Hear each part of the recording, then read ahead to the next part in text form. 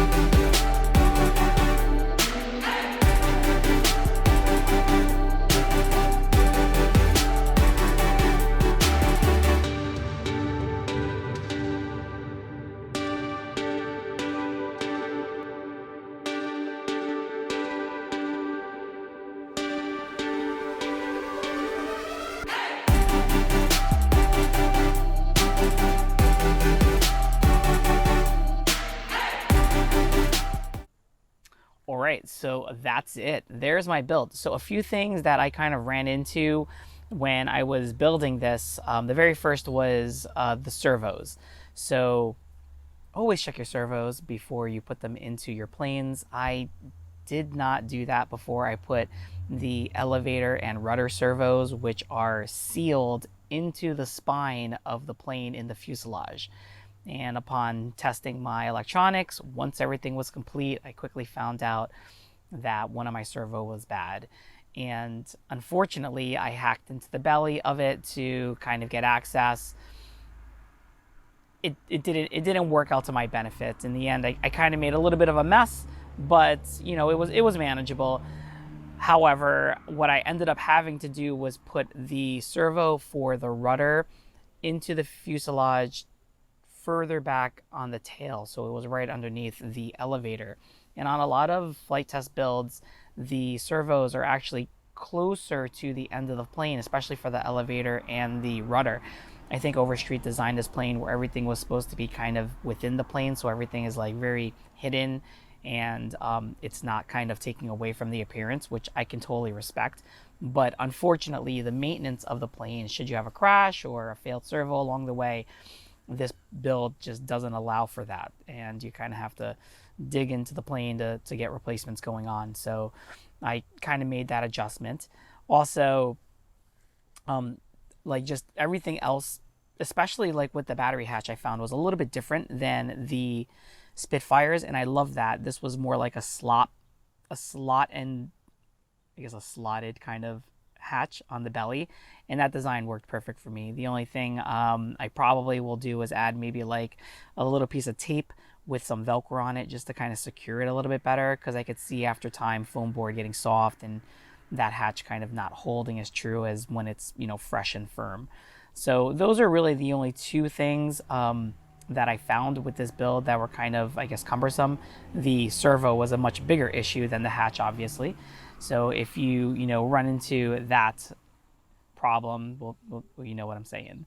Anyways, I really hope you enjoyed this video. If you have any questions or suggestions, please leave them in my comments. I love reading my fan base's comments. It's very rewarding, and sometimes they have actually really great ideas, so I kind of follow through with them. And if you like this video, give me a thumbs up, share with your friends, subscribe if you want to see more of this crazy video, and have a great time. Peace, guys.